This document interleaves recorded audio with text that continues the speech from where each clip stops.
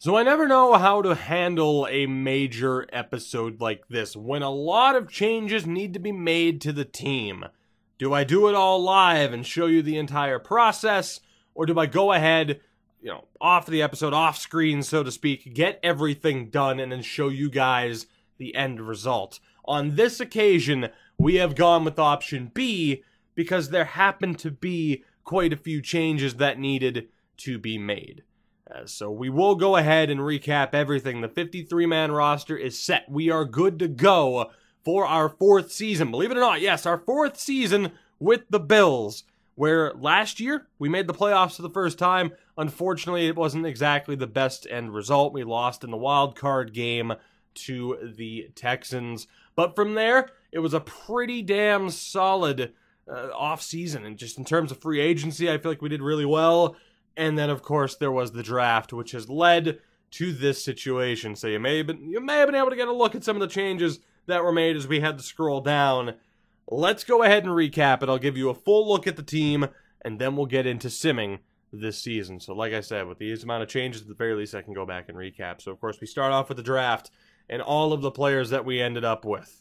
Quite a few as well. From there, we signed wideout Taywan Taylor, and we also signed some offensive line depth with Evans, Osbury, and Watkins. We moved Tyron Sims, the wide receiver, over to tight end, and we also released quite a few guys that were signed to the team via practice squad at the end of last year. We also let go of punter Brock Blackburn as we signed Rigoberto Sanchez. And then we get to our first trade, which involves sending fullback Quadarius Fields, who was the fullback of the year last year, to Kansas City, but he's not alone. Trent Murphy has also been moved to the Chiefs, along with the 4th-round pick in exchange for a 1st-round pick, 27th overall. And yes, I did scroll up a little bit too far. You might have seen the big move. I will say that 27th pick, the 1st overall pick, potentially 27th overall, is going to be very, very important. So that was our first big move. Fields and Murphy gone, along with a 4th-round pick for a 1st-round pick. That allowed us to do this. We have acquired a game-changing wide receiver. We might not have Marquise Stover, but we do have Devontae Adams. We get Adams from Green Bay. In return, we send Kelvin Benjamin, Bryce Love, and our 1st-round pick to the Packers. That is why the Murphy and Fields trade to Kansas City is oh so important, as we're able to hold on to a 1st-round pick at the very least. I have faith in our team that we're going to be good this season. We don't know what Kansas City is going to be, but I do have, as apparently Dom Kinsu made the Hall of Fame, as you can see on the bottom ticker. Very weird. I do have confidence in us to make the playoffs, so we'll see what happens with Kansas City, but that is the big move. Again, trading Fields and Murphy, getting a 1st-round pick, and then using our 1st-round pick, along with Kelvin Benjamin, who is aging and declining. We get an immediate replacement with him, but the other big piece here was Bryce Love. With him, we had the option to either keep him as a depth option behind Kareem Hunt, or we use him to go out and get the help that we needed. That is the option that I went with. And whether or not that ends up being the right call, who's to say? But Kelvin Benjamin, Bryce Love, and our 1st-round pick go to Green Bay in exchange for Devontae Adams. Might be a controversial move. But I think in terms of getting rid of Kelvin Benjamin, now is the right time. Bryce Love and that 1st-round pick, it's tough to give up. But there's no denying what we got back, which is amazing. And it doesn't end from there, as we acquired some offensive line help in the form of Ryan Kelly from Arizona in exchange for Josh Allen, Jason Peck, and a 5th. The Josh Allen era in Buffalo is over. We had that decision to make when magically we ended up still getting a half-decent quarterback in the 2nd round who's 21 years old. I wanted to keep Josh Allen. He didn't develop. Of course, you can factor in the, me not handling training, although some players are still continuing to develop. To me, it makes it more interesting because sometimes players will develop and sometimes they won't. There's another example of that on the team that we'll get to in a moment when we look at the full depth chart. Regardless, I didn't get rid of him immediately. We tried. He just didn't develop. Josh Allen's gone. Jason Peck was an okay tight end, but moving over Tyron Sims, he became expendable. and we moved that 5th round pick. We do, however, also pick up a 3rd round pick. So it was Ryan Kelly in a 3rd for Alan Peck in a 5th. From there, we signed wide receiver Trent Taylor as well, and just kind of figured out the offensive line, got rid of some extra depth options. But those were the big moves that we ended up making. So let me show you the team as it stands heading into this season. 85 overall total, 85 offense, 91 defense. I'll show you what we're looking like heading into our 4th season. Quarterback-wise, it is the Hansen Erickson era. Again, 21 years old, quick development. Josh Allen is the better quarterback now, but what will Hansen Erickson be in the 4 years once he hits 25 like Allen is now? That is the question. There were a lot of good quarterbacks in the draft. The fact that we didn't trade up to get one and still ended up with a half-decent quarterback who could be our future is pretty ridiculous and really has me feeling confident about the past draft. Running back-wise, Kareem Hunt, of course, made Bryce Love expendable. You guys made that call for us to go all out to try and get as much help as we could. We ended up getting Kareem Hunt instead of Christian McCaffrey. He's the main man now, and Kang and Reynolds are still there as depth options. Fullback-wise, Jamon McCray, who we ended up drafting, replaces Quadarius Fields, a little bit younger, about the same overall, so it made sense to do that. And then wide receiver-wise, looking better than it's ever looked. Devontae Adams at the top of the board, 93 overall. Cooper Kupp, who we ended up signing, and Keelan Cole, who was here last year. He's still on the roster. And then the 2 Taylors that we signed, Taywan and Trent, have a feeling they're not related, but those 2 are on the team with Von Key as the 6th option. So wide receiver-wise, you can't say that we're not giving Erickson some options. He definitely has some options. And tight end-wise, we still have Eric Ebron. Ellis Hollier's there as well, and then Tyron Sims that we moved over. He jumped up to a 77 overall tight end. Moving to the offensive line, again, looking better than it's ever looked. At left tackle, we have Michael Dieter with Roman Genther, who we ended up drafting as a depth option. Left guard is Warren Leckie, who we got in the 1st round instead of a quarterback. It's looking pretty good now. Ryan Kelly as a depth option. At center, Brenton Weeks heading into his 2nd year with Engelberger as the depth. Grant Stemke at right guard with one of the free agent signings, Parker Evans. And Deion Dawkins is still here. He'll be our starting right tackle. So that O-line's looking better than it's ever looked. It's not great in theory, but when you look at some of the other O-line options that some of these teams have in here, for example, let's just look through Denver. Granted, they might not be the best example. But a 78, an 80, boy, this does not scroll through as fast as I would have thought. There you go. So like a 73, a 71, and a 75. So in comparison, we're looking pretty good. We're very well-rounded. To the defensive side of things, and here's one of our first major changes. Shaq Lawson's going to be the starting left end. We do have Malcolm Worrell and Lucas Knott as depth, so our depth on the defensive line is phenomenal. That's one of the big changes, though, is Joe Jackson's going to be moved to right end. I've talked about it a lot. We did a Lions run on Twitch. By this point, Joe Jackson was like an 85-plus overall. He turned into a beast. Hasn't necessarily happened. I mean, he's still young, but it hasn't necessarily happened for him on this occasion. That's just one of those things where sometimes players develop, sometimes they don't when you don't handle training. It's that randomness that I kind of like, admittedly, as to where he hasn't turned into an absolute monster. But again, it is going to be Shaq Lawson starting left end, starting right end is Dante Fowler. And of course, we're still looking at running a 4-3. Jonathan Allen and Clayton Malone, who we picked up in the draft, are the 2 tackles, with Denard Buckley, who we moved over from defensive end, starting there as well. And the linebacker core still looking pretty damn good too. Tremaine Edmonds with Nate Potter, who we just drafted. Middle linebacker still Ryan Shazier and Teacher Colclaw. And at right outside linebacker, Chauncey Gardner-Johnson, who thankfully has developed. At corner, Tre'Davious White, Artie Burns, Mike Hilton, Cordell Turner, who we just drafted, and Morgan Pete. At safety as well, we got a good amount of depth. Jordan Poyer's there with Julian Bradford and Bryant Pyle. Micah Hyde and Marcus Simon are there. Kicker Jake Elliott. Punter Rigoberto Sanchez. And with that, you are pretty much caught up with everything in relation to this team. A lot changed. As it is, I probably saved you a lot of time, myself a lot of editing or jump cuts by just getting this done and moving on from there. You get the point with all the specialty options on the depth chart as well. We made the playoffs last year, and despite the fact that we are relying on a rookie quarterback, we are set up in the best way possible to make the playoffs yet again. The question is whether or not we end up doing that.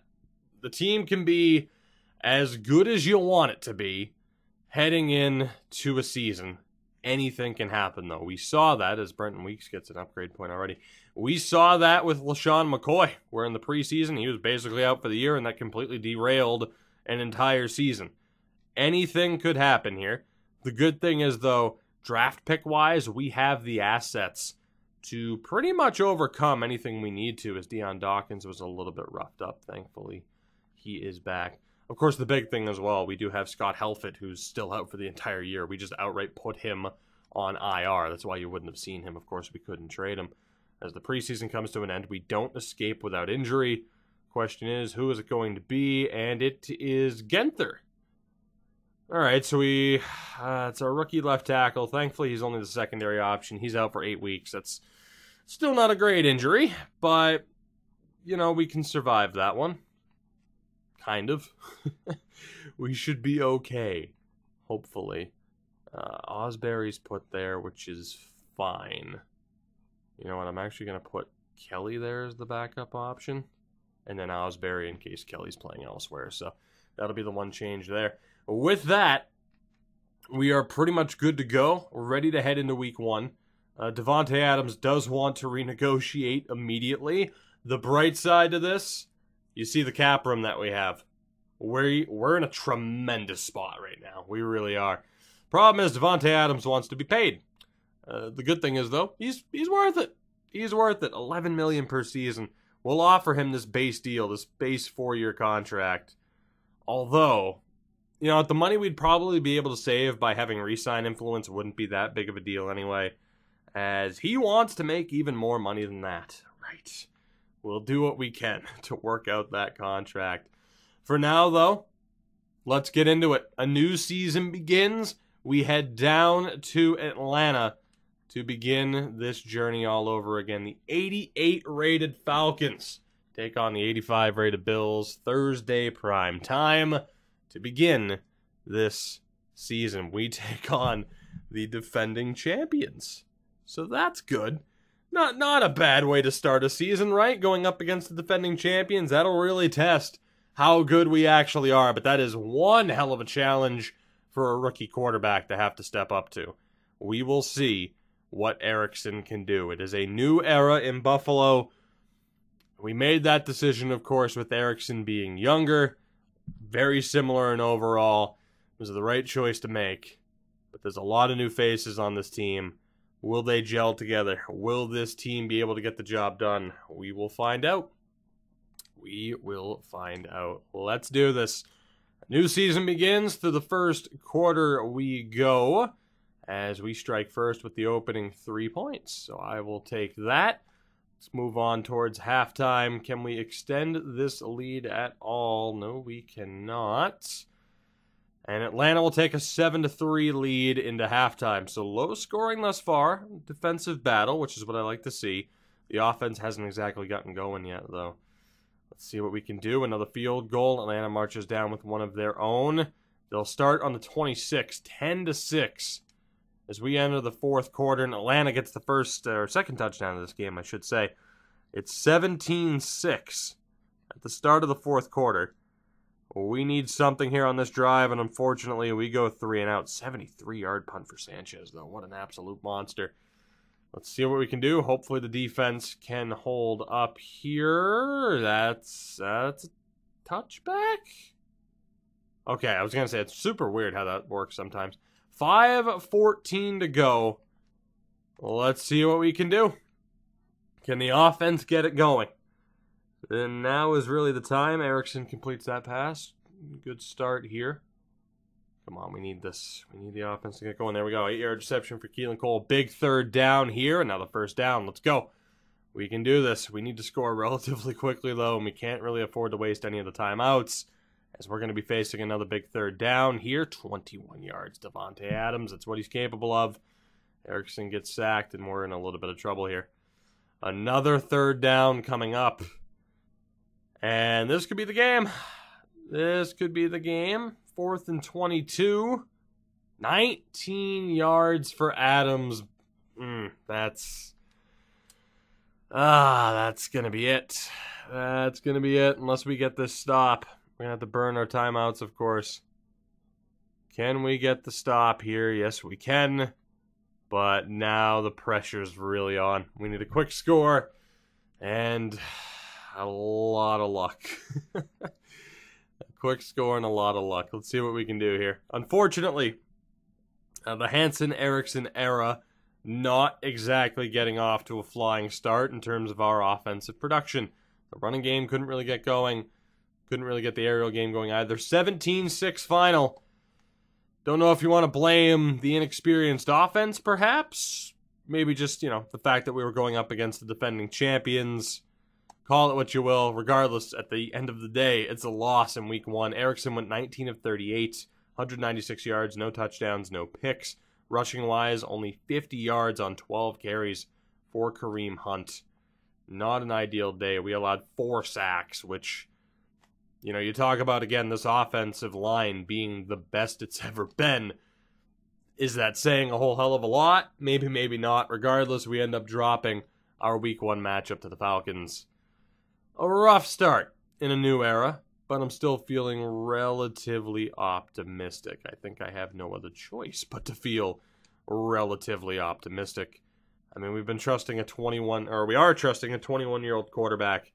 I'd like to think it's going to get better, as we are going to continue to try and carve out these negotiations with Devontae Adams.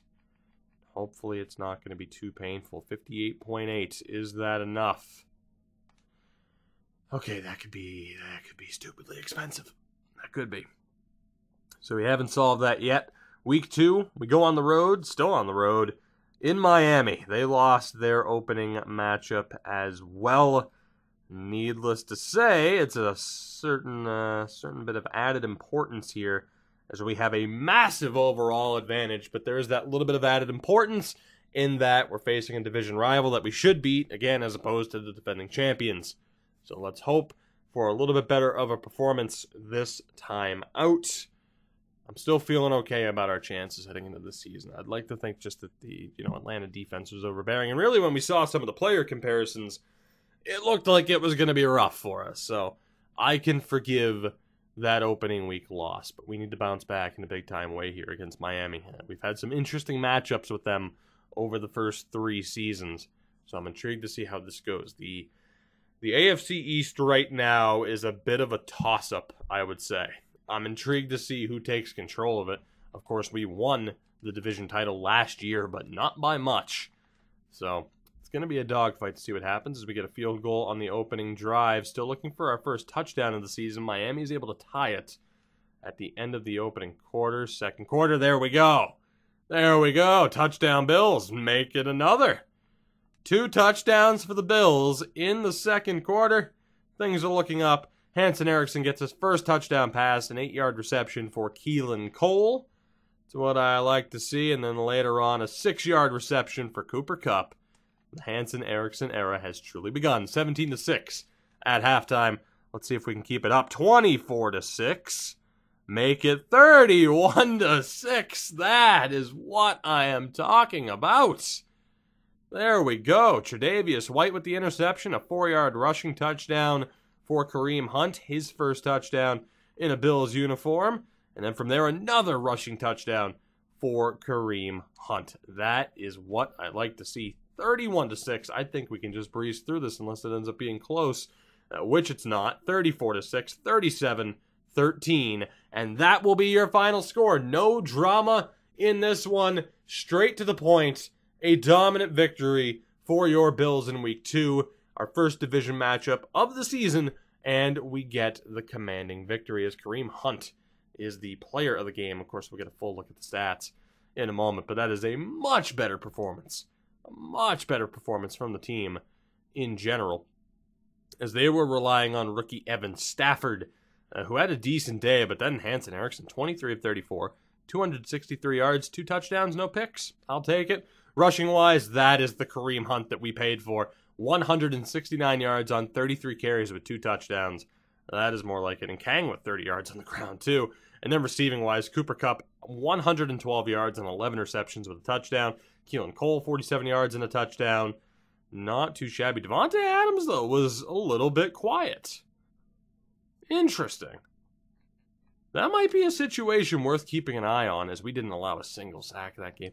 That might be a situation worth keeping an eye on as to whether or not Davante Adams is the guy. Because if he's not, we could trade him before the deadline, and he is one hell of a bargaining piece. I mean, we could move him to a different team. We could move him to Buffalo for a Stover and maybe even get a little bit back in return.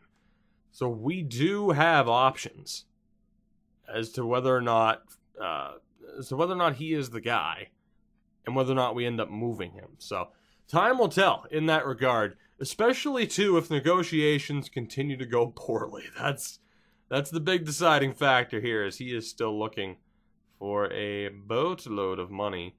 We'll go up to a $5 million signing bonus. Let's see if we can make that an even 60. That's close enough. Will he accept that $11.5 million cap hit? There we go. So at the very least, he has re-signed. Micah Hyde's also looking for a new contract at 30 years old. So yes, this cap space is going to go relatively quickly. We'll offer him the base deal. Beautiful. So Micah Hyde's back as well. That went swimmingly. Much easier negotiations there. We'll still keep an eye on that situation, though, moving forward, as we're going to get a look at our prospects, so the guys coming up in the draft for the first time here. Two outside linebackers leading the way, and Henry Cooper. Henry Cooper out of Wisconsin. Two quarterbacks in the top 5. Darren Oliveira also there. So right now, we still have a linebacker scout, actually. So that is what we will focus on here early on. So Spencer Shepard looking like a beast. Jacob Kaneko is not as great. Josh Stalker looking okay. Stephen Norwell hits like a truck, 5th round talent. Sean Stecker is okay, but a 5th round talent. And Howard Sentef, we're not even going to bother scouting out any further. Middle linebacker wise, Sanchez Easy. I know we had Oscar Mayer in the draft last year, and I'm sorry I could not find him, but Sanchez Easy, and Jack Ryan, but Sanchez Easy might be the best name I've seen all year. That is tremendous. Sanchez Easy out of Florida State. God, he would be a great Bill. He would be a great Bill. Regardless, week 3, let's do this. No changes to make to the lineup or anything, of course. We are hosting, first home game of the season, we are hosting the 1-1 New Orleans Saints. We have a 3 overall point advantage on them. Let's see what we can do. Hanson Erickson and company, much better performance last week. It got a dominant performance against Miami. There was no reason to just be like, oh, well, let's watch this kind of in real time, slowly kind of. Like, no, there was no reason to do that. It was a straightforward victory. No drama, no anxiety over it. We got the job done. Let's see what happens here in week 3. And all eyes, I would say right now, are on Davante Adams. That's the big thing for us right now, as to whether or not he can deliver, whether or not he's going to prove to be worth this ridiculous contract that we just signed him to after trading for him, because there's no real guarantee there. And you know what? I guess we're fine. Never mind. We're good. Let's do this. Let's do this. To the end of the first quarter we go. Let's see how the opening 15 minutes plays out, and it plays out very well for us. Out of nowhere, 14-0. There was definitely a big-time turnover there, too. How did this go down? Davante Adams, 5-yard touchdown reception. That's what I like to see. From there, a quick 3-and-out. We respond with a 4-yard rushing touchdown for Kareem Hunt.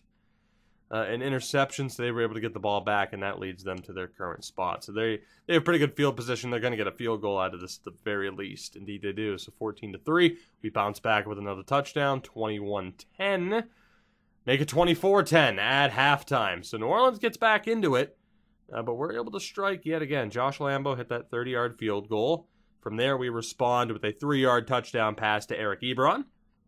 Not bad. They march down the field. Michael Thomas with the reception on the goal line. And from there, we march downfield. 34-yard kick from Jake Elliott's good. 24-10. is the score at halftime. Let's move on. Third quarter, can we keep this up on offense? Yes, we can. 31-10, now 31-13. Saints are threatening to score again, but the lead is looking pretty good. At the moment, 1-yard touchdown pass to Ellis Hollier was the difference there. All right. Let's see what we can do. Let's go change of possession. Field goal for the Saints. 31-16. 14 minutes remaining in regulation as we march down the field again. There we go. I'm telling you, it was just Atlanta. It was just Atlanta because this offense has been tremendous. As Lambeau hit that 52-yard field goal, but we bounce back, march downfield, and it's another rushing touchdown for Kareem Hunt. I love Bryce Love. I do. But the second we signed Kareem Hunt, we had to make that change. My God. 9:53 to go. What can the Saints do on this drive? They can get stopped on fourth down is what they can do. 38-16 with 6 minutes to go. As we are able to march downfield and wind out the clock, your Buffalo Bills win again. We overcome that rough start in Atlanta. We've won 2 straight. We beat Miami. We go home for the first time. We beat New Orleans. 2-1 on the season. 2 straight victories in pretty impressive fashion, I might add. I'm feeling good about this team. It's early, but still. Hanson Erickson, 26 of 41, 315 yards, 3 touchdowns, throws his first career interception, but I'm still impressed with the rookie again, 21 years old. Rushing-wise, Kareem Hunt, again, over 100 yards, 123 to be exact on 26 carries with 2 touchdowns. Receiving-wise, huge day for Kareem Hunt as well, 103 yards on 6 receptions, Kupp with 74 yards. The big story here, though, Davante Adams, only 4 receptions, gets a touchdown. Ebron as well, Hollier as well. Looking good. Blocking-wise, Deion Dawkins allowed the only sack. Defensively, didn't have that many guys even close to double digits, which is a very good sign for us. Who ended up with the interception for them? Carlos Eloka, I imagine that would be. Second-year man out of Arkansas State. And with that, it's another victory. It's another victory. It's a good bit of momentum going on for us. Things are looking up in Buffalo. Things are looking up right now. 2-1 on the season. We have a Week 4 matchup coming up against Tennessee. I want to get to the bye week in this episode, so we're at least going to go through the next 2 games. 2-1 Titans, 2-1 Bills. We'll get to that in a moment. Let's handle a little bit more in terms of scouting. We'll go back to middle linebackers. And let's see what we are dealing with. Foster. Yeah, we're going to hold off on that, man. I need to see B's across the board. Eugene Rotto is okay out of SMU. Ray Jowers, not so much. Carol Colbert, solid name as well. Solid player as well. 3rd-round talent. Projected for the 4th round. Douglas Nielsen, no. And Asa Jordan. Asa Jordan. He's going to be a really good depth option, I'd say. Like, that could be the 6th round. I mean, that could be the Cole Claw replacement. All we got to do now is scout outside linebackers on the right-hand side. Angelo Riley is pretty damn good. Bradley Irons is pretty damn good. Joseph Lambert. That C+ bothers me a little bit, but that's not too bad. We have some good options in terms of linebackers. Of course, as far as like, oh, we're going to scout out this specifically, not really. There's not, wow, a 5th-round kicker. Interesting. There's not really anything that we have to target specifically, I'd say. I mean, we're going to take a look at everything for the most part. Offensive line and wide receiver, of course, will be big for us. And maybe one of those 2 tight ends ends up being half decent. But we got a long way to go in terms of scouting anyway. Let's get into it. Week 4 matchup. 2-1 Titans, 2-1 Bills, 85 overall against a 77 overall. The advantage is very much in our favor here in Week 4. Yet again, feeling good about our chances. Hanson Erickson, the offense has been rolling. We're still keeping an eye on Davante Adams.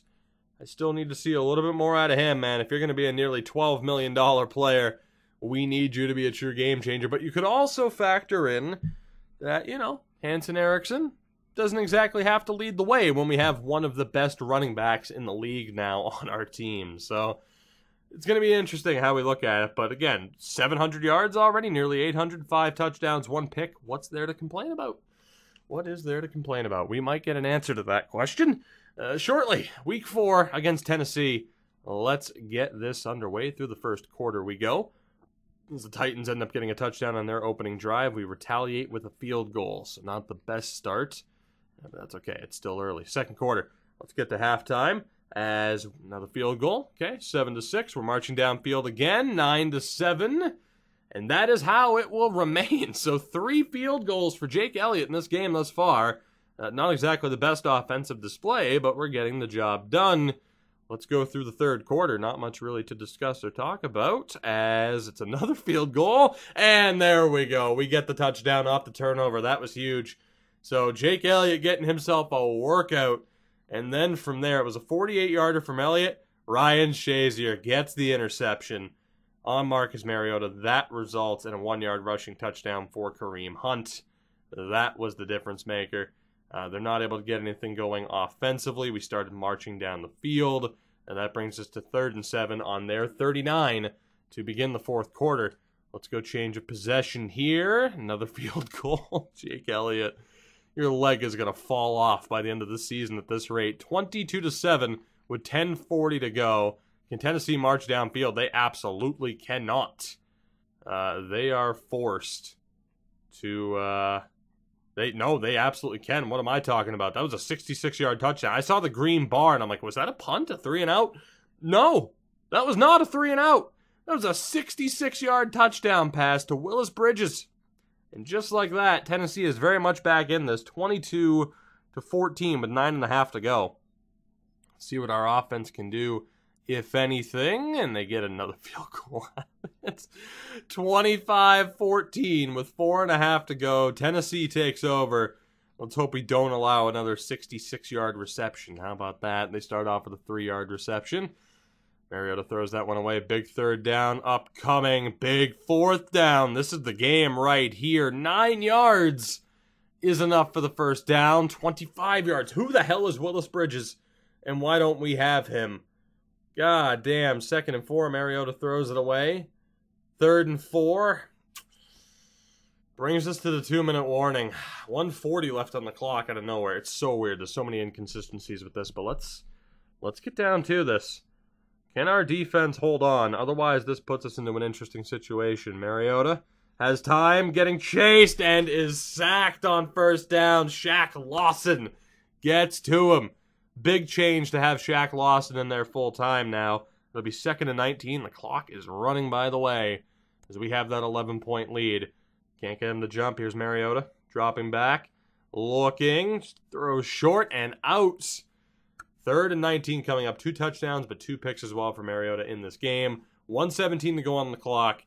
3rd and 19. We've let them off the hook a couple of times when it comes to 3rd down situations on this drive alone. Let's see if we can get this stop. And also, please, for the love of God, don't jump. There we go. Play action. Mariota stepping up. Throw across the middle is caught. It's Bridges. Gets through the gap. 4 men there. Nobody can make the play. I don't know who the hell this Bridges guy is, but he is just ripping our secondary to shreds.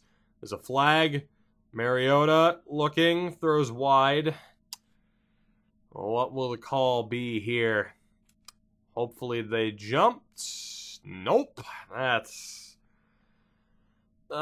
unfortunate. Dante Fowler jumps, and Tennessee is threatening here. They are just driving down the field, our defense. I mean, bend don't break, right? But goddamn, Mariota looking, goes down. Defense gets to him again. Dante Fowler Jr. makes up for it. Clock is still running. They can't afford to burn these timeouts. Come on now, 42 seconds to go. Tennessee needs this. Mariota looking, in trouble, shrugs it off. Can't shrug off the pressure, though, from Clayton Malone, the rookie. Gets the sack. 3rd and goal now from the 17. The clock is still ticking. That offensive line can't bide Mariota enough time, as there is a jump on the line. We should be good to go, and we are. That is huge. That is a big-time play for us. 11 seconds left. 3rd and goal from the 22. They pretty much have to go for it. knowing that they can't. You'd think they would have burned a timeout at least, but just damn, because you're not going to get it back from the punt. Goes deep, out of the back of the end zone. 6 seconds left. We have this in the bag. I mean, this would be the most Bills thing to have ever happened if we were to lose this game now. 6 seconds left. We should be good. And we need to take a look at Bridges at the end of this game, though. He's been a beast.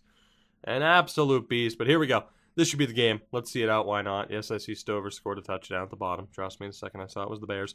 Quick throw from Mariota is knocked loose. And that'll do it. That'll do it. 25-14 will be your final score. McDermott's pumped. I'm pumped. We're moving to 3-1 to begin this season. Again, we got that very rough matchup against Atlanta to kick things off. But we've been able to overcome it as Julius Bradford was the one to knock it loose there. Not too shabby. That is the game. Just go ahead and hit that button, and there we go. 25-14 is your final. We go down to Miami, we win. We come back home for at least 2 games. We win both of those as well. Beautiful. Hanson Erickson. His legend continues to grow. 25 of 36, 302 yards, no touchdowns and a pick, so not his best game. Still racking up the yardage, though. Rushing-wise, Kareem Hunt held to under 100 yards for the first time in 2 weeks. 74 yards and a touchdown note. And Kang, though, however, 57 yards. Not bad for Jericho and Kang. Receiving-wise, Eric Ebron had one hell of a game. 116 yards on 9 receptions. Of course, no receiving touchdowns. Adams, 3 receptions, 38 yards.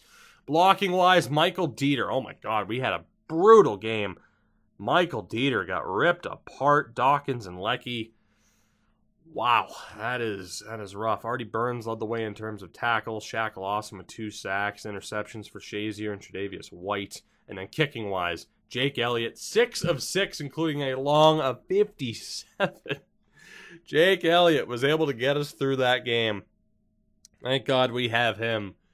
An interesting game, not our finest performance in some regards, but we are able to walk away with the W. And that will set up our last game of the episode against Miami in Week 5. Let's see, Dante Fowler wants to negotiate. I mean, you're 27. Don't see why we wouldn't bring you back. Let's see what you think about the base offer. There we go. Dante Fowler signed up for next year as well. Of course, it gives us the option to potentially move him if we have to. Miami's 0-4 on the season, so things are looking pretty good for us heading into this matchup. Famous last words, of course. Paul Ripkowski looking pretty good. Travis Evans is looking like a beast. Ramon Jett, and Garrett Lee, very much meh.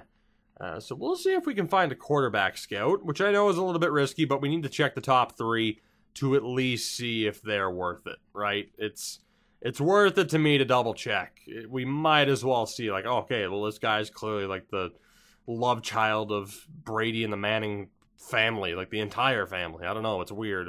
You know, live your life the way you want to. Vernon Hudson, you're out of here. Thank you for your service. Quarterback scout?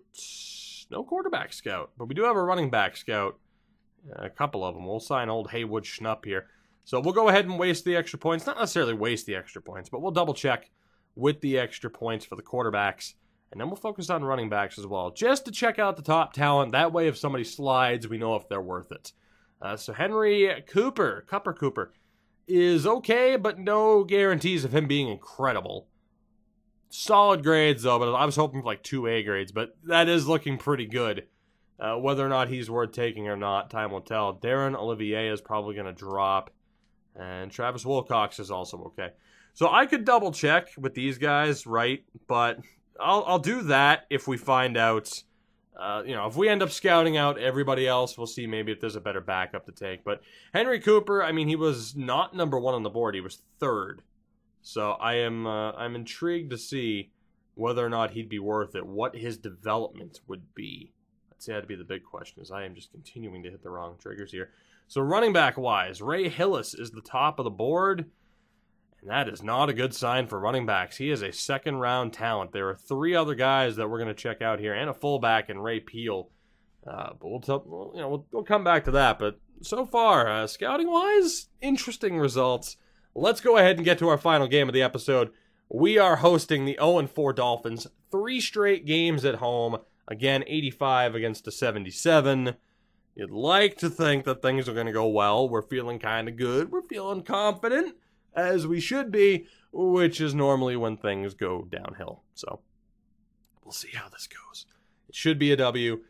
No reason for it to not be. Last week, again, not the best game for our offense, especially the offensive line. We were able to overcome that and still get the win, thanks to Jake Elliott. So we have proven that we can find ways to win, which is what you'd like to see, as Kenny Stills is playing like someone who should be getting paid what Adams is getting paid. I didn't check the Titans, by the way. I'll check that at the end of the episode, I promise. I will not forget. Here, I'm typing it down right now. I promise. We'll double check. Let's go ahead, though, and get through this game against Miami, our 5th game of the season. Let's see what we can do as we get a field goal in the opening drive. Miami bounces back with a touchdown, but we start the second quarter on their 2-yard line, 3rd and 1. We should be fine here, and we're held to a field goal. That's kind of rough. Miami gets another touchdown, and that'll end the first half, 14-6, only 2 field goals. The offense continuing to stall out a bit. Now it is a little bit concerning. We'll see if we can get things going here in the second half. Miami starts off the third quarter falling just short, but a turnover gives them a 21-6 lead heading into the fourth. Our offense has stalled out. We were able to overcome it last week, but so far not so good. We're able to fight and get a field goal, but that is just not enough. Again, that has been a continuing trend. No finish in the red zone. Hopefully, we can get a stop here. We desperately need it, and we do. Not only is it a stop, Ryan Shazier with another interception. We'll start off this drive on the 34. We need to score here, and we do. 21-16, we are back in the game. Huge interception for Ryan Shazier. It ended up being a 1-yard touchdown pass to Eric Eberron. 21-16, 8.5 to go. We need a stop. Can we get it? And yes, we can relatively quickly. It's a 3-and-out. Let's see what the team can do. 6:13 to go. 21-16, and we start off this drive with a 15-yard pass to Cooper Kupp, and then we're immediately sacked for 7 yards. 2nd and 17, pass is thrown away. 3rd and 17, 19 yards for Devontae Adams. That is what we needed, and then again, oh my God, this offensive line, please, you're better than this. It's another 3rd down scenario. 4th down, do we go for it? No, we do not. Sanchez punts. Brutal. We need another stop from our defense. Perhaps a big moment from someone like Ryan Shazier again. 7 yards for Collins to begin the drive, and he'll get a first down on 2 carries. Stafford throws it away on 1st. 2nd and 10. 20 yards for Pickens. Another 20-yard. No, okay, no, another 20. It just replayed it for whatever reasons. 5 yards for Collins here. We're in trouble. 2nd and 5. 1 yard. We need to stop. This is it. This is the game on 3rd and 3. This is the game. We need to stop or they wind down the clock. Simple as that. Are we going to lose to the Dolphins? Will they get their first win of the season? Collins going wide. He gets stopped. And we have a chance. We will have a chance. A huge moment coming up for Hanson Erickson. No timeouts. 1:33 on the clock. Can he get the job done? That is the question. Hack punts it away. There will not be a return on this. There's no freaking way. There we go. We're starting on the 23. 1:27 on the clock. Starting from our own 23. Can Hanson Erickson lead the way? Let's find out. Our offensive line has had trouble dealing with the pressure that Miami has sent all game long, especially in this quarter. Let's see what we can do. Comes down to this. Final game of the episode, battling for a 4-1 start. Regardless, we ended this episode with a winning record. But how good will it be? Erickson is hit as he throws 24 of 36 with nearly 300 yards and a touchdown. But the fact that Miami's allowed just under 400 yards and we only have 16 points, that just goes to show red zone offense has been brutal. Absolutely brutal. Inexcusably ineffective. 2nd and 10 here, though. We still have time. Can't get him to jump. Erickson. Quick throw up the middle. It's Keelan Cole, and he can't hold on to it after the contact. 3rd and 10 coming up. Barry was able to knock it loose. 1:19 to go, and a huge play on 3rd and 10. Let's see. Jeez, that was a hell of a hit. That was a suicide pass if I've ever seen one. Here we go. We need this. Now is the time where you look to Davante Adams to be a difference maker. Can he be? We throw to Adams. He makes the catch and fights for yardage as well. Ask and you shall receive. There we go. Clock ticking. We're not going to spike it. We're going for it. 1:05 remaining. Here's the snap. Erickson. Started to roll out. Quick throw. Incomplete. 2nd down coming up. 1 minute to go on the clock. Exactly as New England is going to lose to Tampa. Here we go. Come on. 2nd and 10. We got this. Erickson. Looking. Pressure is dragged down. Doesn't throw it. Had nowhere to throw it. 3rd and 12. Clock's ticking. 6th sack of the game for Miami. You talk about this offensive line being improved. Are they really? Erickson. Throw. Caught! Keelan Cole! He steps out of bounds as well. Fluellen. Oh my God, McDermott was hyped there. Fluellen ends up getting injured on the play. What a throw. What a catch. Keelan Cole. Somehow the Dolphins secondary there. That was Barry, who made the big play earlier. Wasn't able to make it there. What a catch for Cole. It's honestly a damn shame that he wasn't able to stay in bounds because he might have been able to fight for more. 39 seconds to go on the 25. Do you believe? Do you believe? Is this going to happen? Here we go. Erickson looking. Stepping up. Throws it short to Hunt, who tries to fucking... EA. Really? Really? Tried to run over someone who wasn't there. We're going to have to, again, spike it. He tried to truck someone who was behind the line of scrimmage instead of just turning around and running. That's disgusting. It's moments where you watch the AI play where you see some stuff and it's just like, it's a head scratcher. Regardless, 3rd and 9. Here we go. From the shotgun. Erickson, pressure coming. Looking, throws, touchdown! Hanson Erickson from the 23, Keelan Cole. Oh my God, a legend is born. Hanson Erickson. And Keelan Cole for that matter. Why the hell are we paying Davante Adams $11 million a season? Give it to Keelan Cole. Oh, that better not be reversed. No, I saw it was still on 3rd down. I saw it and I was worried. Don't you do this to me. Don't you do this to me. I saw the scoreboard didn't change and I got nervous and I'm like, maybe it's just dumb because, of course, what we had just seen. Yeah, that's not going to count, is it? Oh, no. Oh, no, don't do this to me. Don't do this to me. You don't even know what roughing the passer is anymore. You can't do this to me. Please. Yes! Yes! There is justice in the world. We're going for 2 because why the hell not? There is justice in this world. 2-point conversion is picked by Fitzpatrick and no one's going to catch him.